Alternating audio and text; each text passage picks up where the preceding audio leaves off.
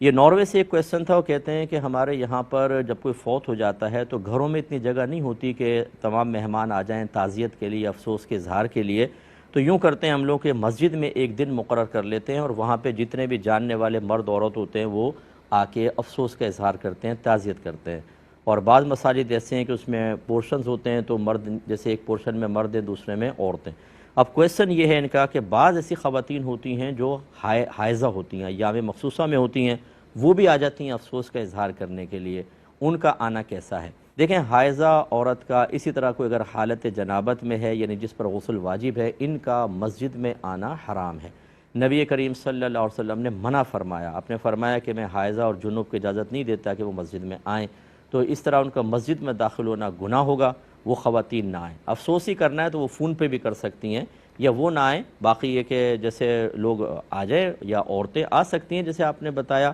الگ پورشن میں ہیں، حائضہ نہ ہوں۔ جو حائضہ ہیں وہ بعد میں یا جا کر ویسے کسی کے گھر کے اوپر، کیونکہ اب تو ایک آدھ کوئی بچے گی، وہ جا کر گھر پہ تعزیت کر لیں، لیکن وہاں پر افسوس کے لیے نہیں آ سکتی، آئیں گی تو گناہگار ہوں گی۔